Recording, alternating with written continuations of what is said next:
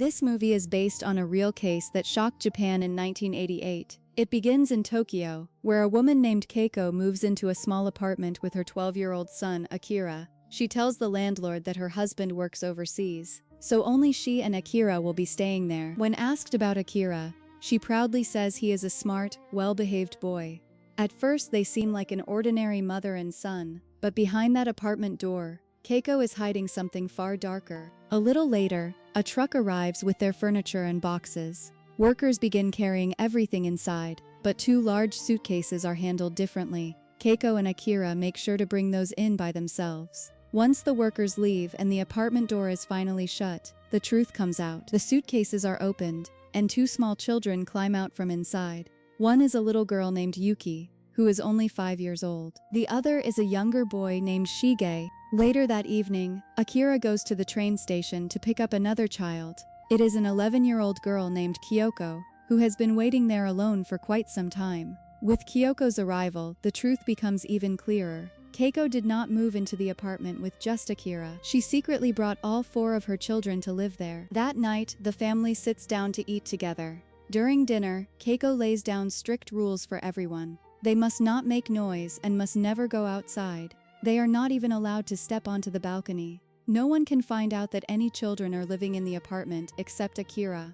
The next morning, Keiko gets dressed and prepares to leave the apartment again. Before going, she tells Akira that she will be home late and asks him to take care of dinner. After she leaves, Akira wakes the others. One by one, the children begin taking their things out of the boxes. Yuki takes out her toys, while Kyoko unpacks her books. Kyoko also loves music and has a small red toy piano that she treasures. A short time later, Akira heads out to buy groceries. Since he only has a small amount of money, he checks every price carefully before choosing what to buy. Even so, he still makes sure to get Yuki the chocolate snack she asked for. When he gets home, he washes the vegetables and cooks a simple pot of curry for everyone. After dinner, Akira and Kyoko clean up the dishes together. Once the younger children are asleep, Akira stays up to study on his own. He does not go to school, so this is the only way he can keep learning. Late that night, Keiko finally comes home.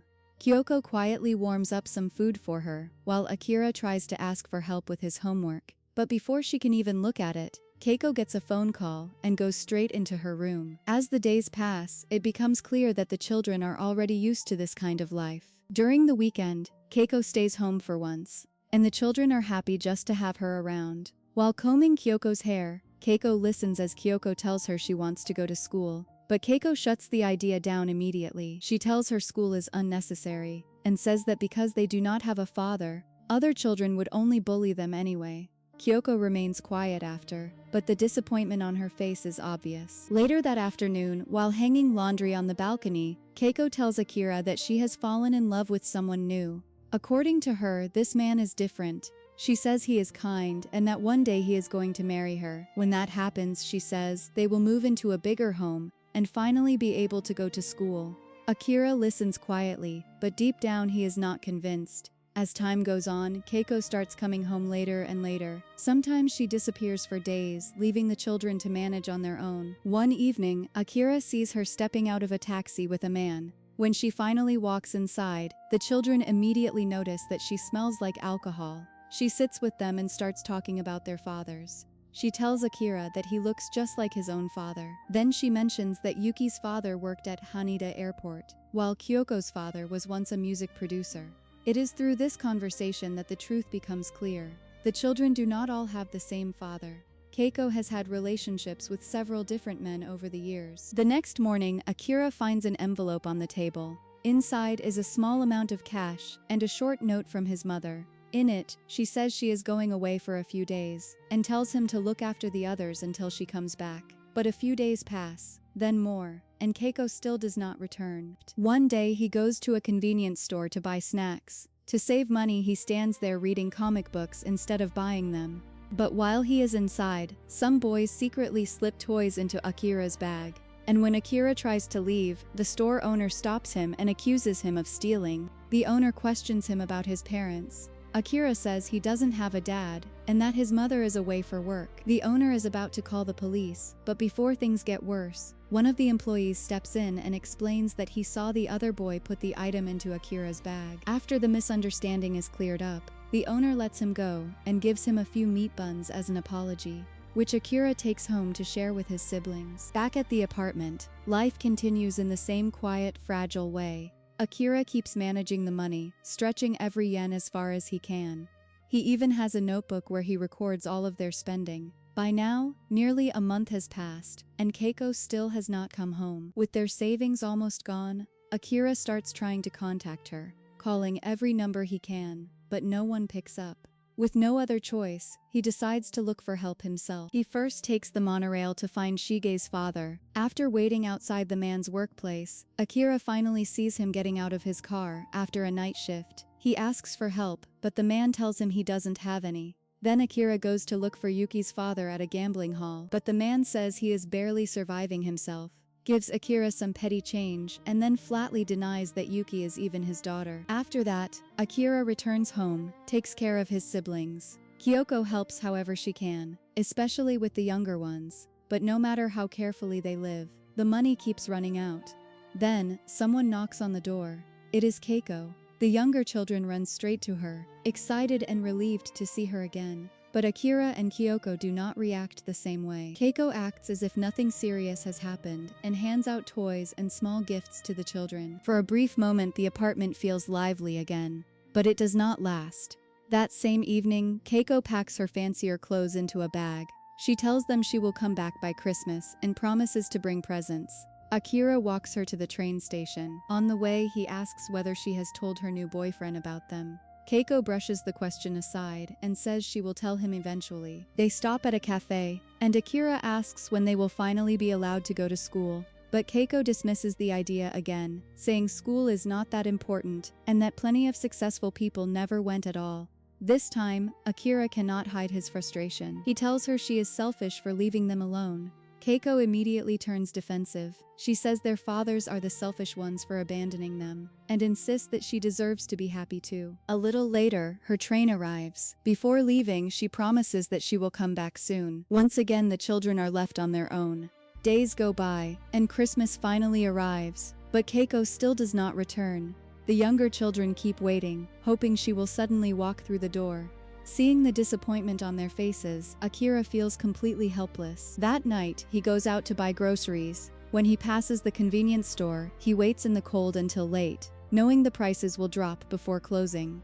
When they finally do, he buys a small cake for his siblings. On the way home, Akira spots a girl on a bridge, throwing away gifts, but she walks off as soon as she notices him. Back at the apartment, the four children quietly share their Christmas meal together. While washing the dishes, Kyoko expresses her disappointment that their mother did not return. The next day, Akira decides to call the department store where Keiko said she had been working. That is when he learns the truth. She quit that job a month earlier, which means she lied about leaving for work. With money running low, Akira can only afford instant noodles for his siblings. Even then, the younger children do not complain. They eat what they are given and try to stay cheerful, even as their situation grows worse. Then New Year's Eve comes, and Keiko still has not returned. Not wanting his siblings to feel abandoned again, Akira uses some of the money he has been saving and asks a worker at the convenience store to help him write each of their names on separate envelopes. He puts cash inside and tells the others that their mother sent them New Year gifts. The younger children are happy right away.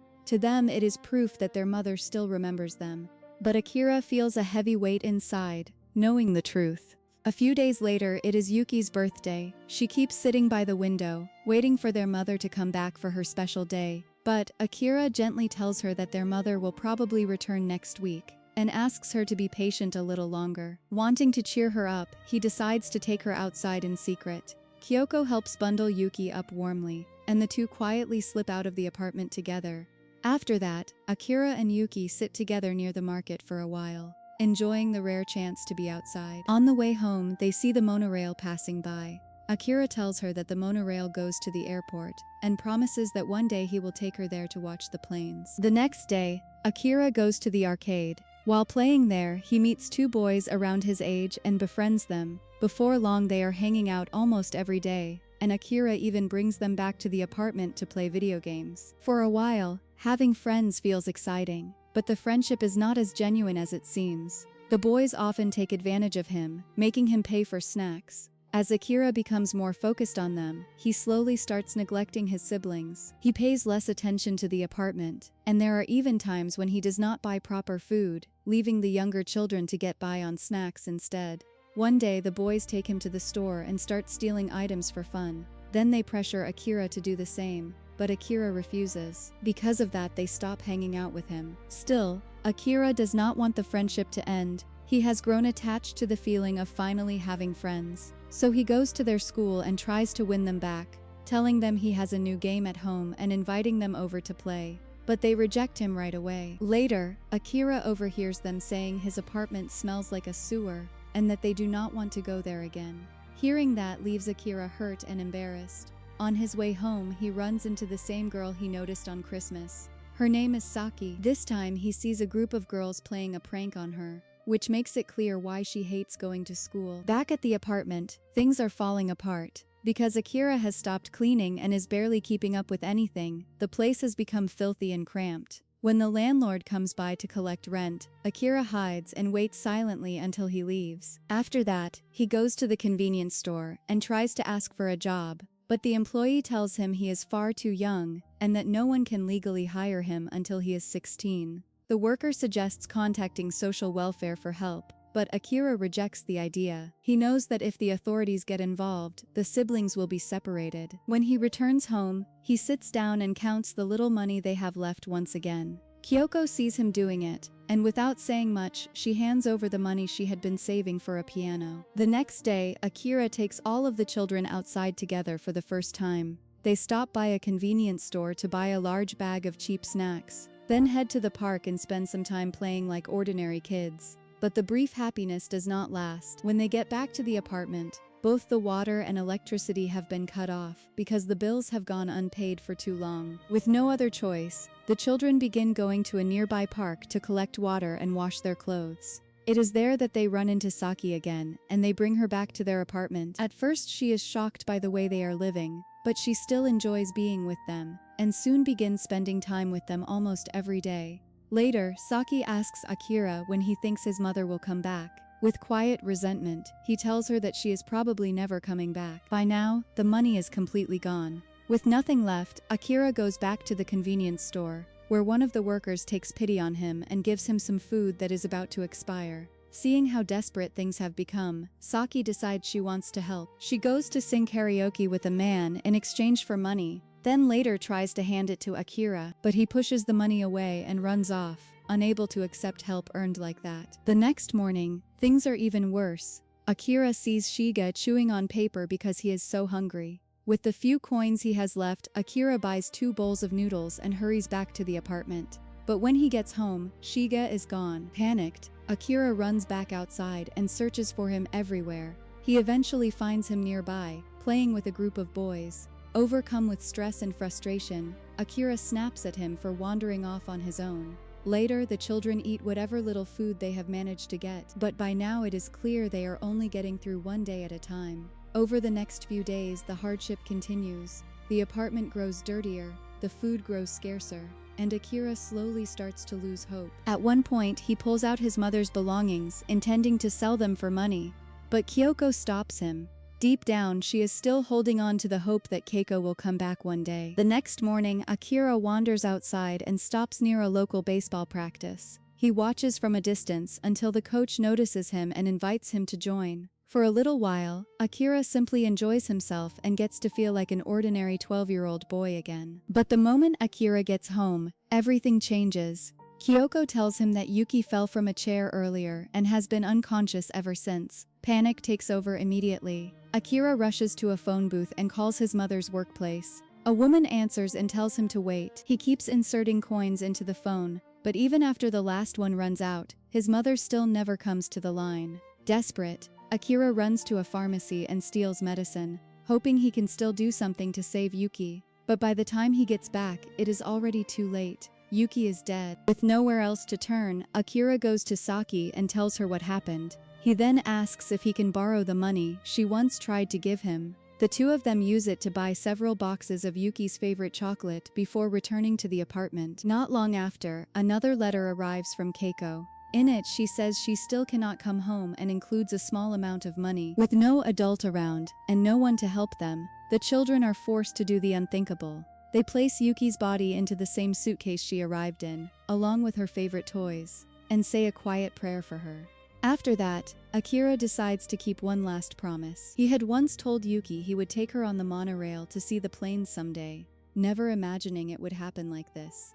Together, he and Saki carry the suitcase onto the train to the airport, stop briefly to watch the planes overhead, then dig a hole to bury her. Akira admits that seeing Yuki's cold, lifeless body that morning terrified him. As he speaks, his hands are still shaking, and Saki quietly reaches over to comfort him. By morning, the two head back to the apartment, exhausted and covered in mud. After that, life simply goes on. Akira still collects expired food from the convenience store, and their mother never returns. Saki continues hanging out with them, and little by little, this broken life becomes normal to them. That is what makes the story so painful. There is no rescue, no justice, only children learning to survive, as if this kind of suffering were normal.